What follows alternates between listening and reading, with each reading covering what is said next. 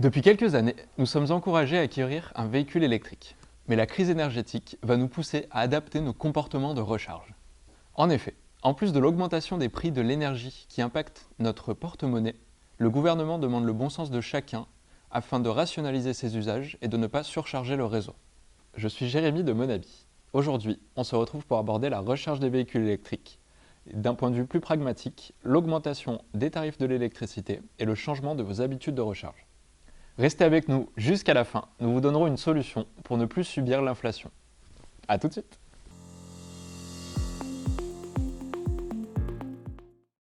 Dans un premier temps, nous allons voir en quoi les utilisateurs de véhicules électriques vont devoir changer leurs habitudes de recharge. Alors que les flux de gaz en provenance de la Russie se tarissent et que le parc nucléaire français n'est pas en pleine capacité, il y a potentiellement des risques de pénurie d'électricité. En effet, les pics de froid peuvent provoquer des tensions sur le réseau électrique français. Par conséquent, le gouvernement appelle aux économies d'énergie et à la rationalisation des usages. RTE, ou Réseau de transport d'électricité, craint que la recharge des véhicules électriques soit la goutte d'eau qui fasse déborder le vase. Pour cela, il propose différentes solutions. Les conducteurs de véhicules électriques doivent éviter la recharge en heure de pointe, c'est-à-dire de 8h à 13h et de 18h à 20h. Les utilisateurs devront donc privilégier la recharge de nuit, ce qui permettrait d'économiser environ 0,2 GW par jour. Il est bon de savoir que certains véhicules électriques, voire aujourd'hui la majorité, sont capables de gérer une programmation de charge. Même si aujourd'hui 90% des propriétaires de véhicules électriques rechargent à domicile, les bornes de recharge publiques, donc installées à l'extérieur, pourront être bloquées pendant les pics de consommation, autrement dit de 8h à 13h et de 18h à 20h. Mais quoi qu'il arrive, vous en serez informé en avance. Avant de constater l'impact sur votre porte-monnaie, n'hésitez pas à vous abonner à la chaîne YouTube de Monabi et à nous laisser un pouce bleu, ça nous aide beaucoup. À partir de février 2023, le prix de l'électricité augmente de 15%, soit 1 kWh à environ 20 centimes d'euros, soit 3 centimes de plus qu'aujourd'hui. Alors vous me direz, comme ça ne représente pas grand-chose, mais vous verrez que sur le long terme, cela impacte votre porte-monnaie et le coût de la recharge de votre véhicule électrique. Nous avons calculé l'augmentation des coûts pour la recharge de chaque véhicule électrique avec l'augmentation récente des tarifs de l'électricité.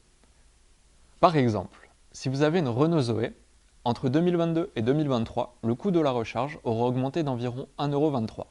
À l'année, vous constaterez une augmentation de 324 € du coût de la recharge de votre véhicule. Il est bon de préciser que c'est une recharge à domicile et uniquement à domicile. Concrètement, recharger son véhicule grâce à l'énergie solaire s'impose comme une évidence face à l'augmentation des prix de l'électricité. La recharge de votre véhicule électrique grâce aux panneaux solaires est une alternative innovante et proposée par Monabi. Elle passe par l'autoconsommation. C'est le fait de consommer directement l'énergie qui est produite chez vous. Dans notre cas de figure, l'autoconsommation alimentera directement la recharge du véhicule électrique. Vous vous demandez, à juste titre, combien il faut de panneaux solaires pour alimenter votre véhicule électrique? Regardez notre vidéo juste ici. En rechargeant votre Renault Zoé à l'énergie solaire plutôt qu'à l'énergie du réseau, vous économisez environ 45 € par mois. Cela représente à l'année une économie d'environ 545 €. N'hésitez pas à télécharger notre livre blanc si vous voulez plus d'informations. Vous le trouverez en description de la vidéo. En plus de vous apporter une réelle indépendance dans le processus de charge, charger au solaire a de nombreux autres avantages.